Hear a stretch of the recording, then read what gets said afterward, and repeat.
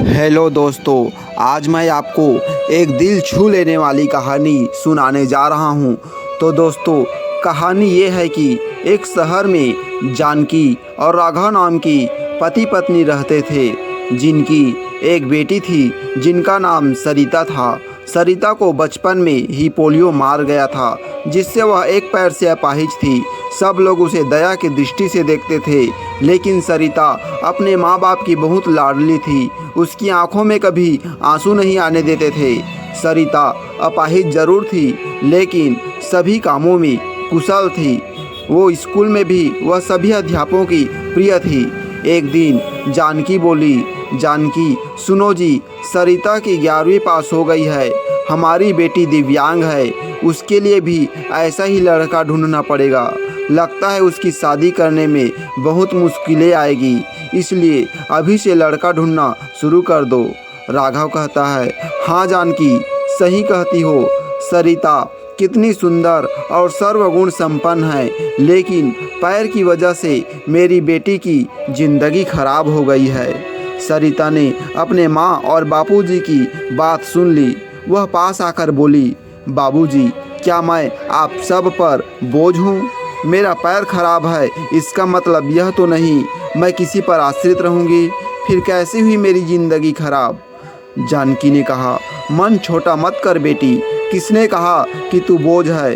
तू तो हमारे आँखों का तारा है। सरिता ने कहा, माँ, मैं पढ़ाई के साथ साथ कुछ करना भी चाहती हूँ, जिससे मैं खुद पर निर्भर रह सकूँ। इधर सरिता की पढ़ाई पूरी हो गई और उधर राघव सरिता के लिए लड़का ढूंढने लगा। सरिता के लिए परेश का रिश्ता आया। परेश रसायन फैक्ट्री में काम करता था। परेश अपनी माँ रमा और अपने पिताजी मुकेश के साथ सरिता को देखने उसके घर आया। मुकेश, अरे बेटा, लड़की का तो पैर खराब है। परेश ने कहा, पिताजी, अगर मैं दिव्यांग लड़की से शादी करूंगा तो मुझे किसी का जीवन संभालने का सौभाग्य मिलेगा। रमा ने कहा, बेटा, तेरी जिंदगी है, जो भी फैसला हो सोच संभल कर लेना। परेश ने कहा, देखिए सरिता जी, मैंने आपकी जितनी तारीफ सुनी, मैं खुद को आपसे मिलने से रोक नहीं पाया। क्या आप शादी के लिए राजी है? सरिता ने कहा, परेश जी, मैं एक अपाहिज लड़की हूँ और आप पूर्ण रूप से स्वस्थ है। क्या आप एक अपाहिज लड़की को स्वीकार करेंगे?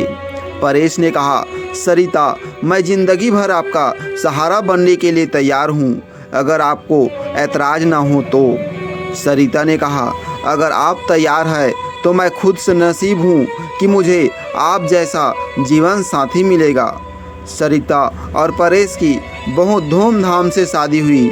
चारों तरफ चर्चा थी कि बड़ी भाग्यशाली है सरिता, जो दिव्यांग होते हुए भी उसे इतना अच्छा पति मिला है। शादी की पहली सुबह रमा ने कहा, बहू, आज तुम्हारा पहला दिन है, इतनी जल्दी कैसे उठ गई? आराम से उठ जाती।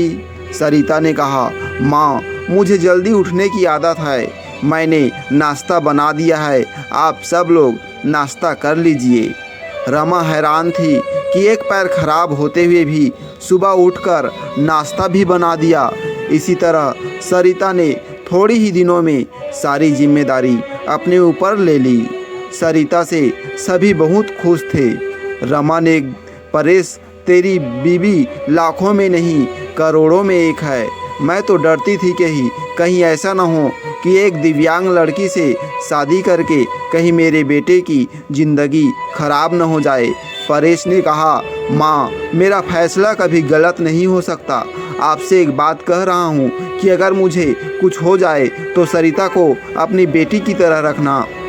रमा ने कहा, चल पागल, ऐसे नहीं बोलते, वो अभी भी मेरी बेटी ही है। और अगले ही दिन उनकी खुशियों को जैसे किसी की नज़र लग गई। परेश की फैक्ट्री में जहरीली गैस का रिसाव हो जाने से कई लोगों की मौत हो गई, जिनमें परेश भी शामिल था। जब ये खबर परेश के घर पहुंची, तब घर में हाहाकार मच गया। लेकिन सरिता तो जैसे पत्थर सी हो गई। वह खामोश थी, उसकी आंखों में आंसू नहीं थे। वह परेश को यूं ही फटी आंखों से देखती रही। कुछ औरतें ने उसे हिलाते हुए कहा, बहू रो ले, देख परेश को, वह मर गया है। अगर रोएगी नहीं तो पागल हो जाएगी, तू विधवा हो गई है, विधवा। इस तरह जब ये बात उनके कानों में गूंजने लगी तब ये बातें सोचकर सरिता फुट फुट कर रोने लगी। सरिता रोते हुए बोली, उठो परेश, आंखें खोलो, मैं अकेले किसके सहारे जीऊंगी। अभी तो मैंने तुम्हारे साथ कुछ ही दिन गुजारे थे, फिर मुझे अकेला छोड़कर क्यों चले गए। अब परेश का अंतिम संस्कार हो गया और सरिता के अरमानों का भी। रमा ने कहा, अरे ये क्या बहू, सफ़ेद साड़ी क्यों पहनी हो। सरिता ने कहा, माँ, सब ने मुझे कहा कि मेरे जीवन के सब रंग परेश के साथ ही चले गए, अब मुझे सफ़ेद साड़ी ही पहननी है। रमा ने कहा, नहीं बेटी, तुम हमारे दुख को और मत बढ़ाओ, आज से तुम कभी भी सफ़ेद कपड़े नहीं पहनोगी। हफ्ते महीने यूं ही शोक में गुजर गए। सरिता के माता पिता जानकी और राघव सरिता को लेने के लिए आए।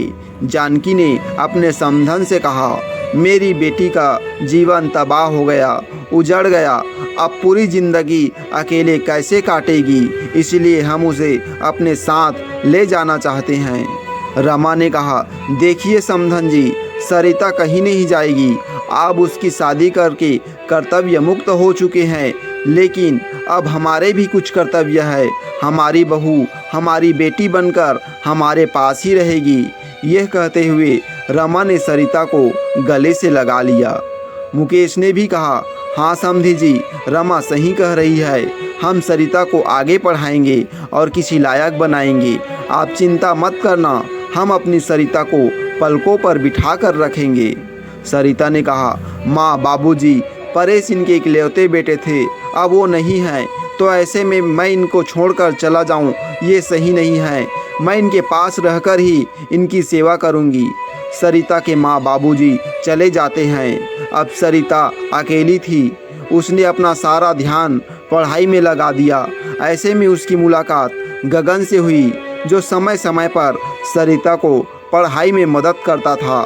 गगन मुकेश के दोस्त का सबसे अच्छा बेटा था। उसका काम के सिलसिले में परेश के पिता के पास आना जाना लगा रहता था। गगन इंजीनियर था और बड़ा ही शालीन और शांत स्वभाव का संस्कारी लड़का था। इधर उसके आस पड़ोस में रहने वाली औरतें बातें बनाने लगी। एक औरत बोली, अरे देखो कैसी विधवा है, ये सफ़ेद साड़ी नहीं पहनती, पति का जरा भी दुख नहीं है। तो दूसरी बोली, बन संवर कर कॉलेज जाती है, बेचारे रमा और मुकेश का तो बुढ़ापा ही खराब है।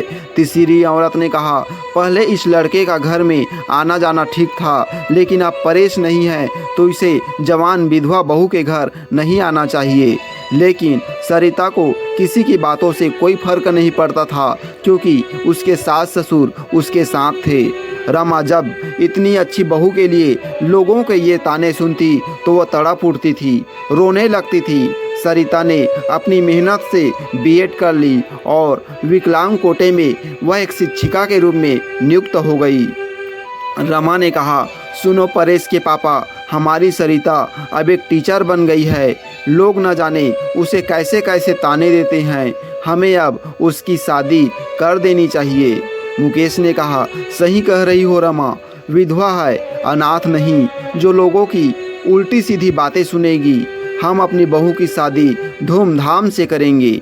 मुकेश ने जब अपनी बहू के रिश्ते की बात जब कुछ लोगों से की, तब लोग कहते, अरे मुकेश, तू पागल तो नहीं हो गया जो विधवा बहू की शादी करना चाहता है तू।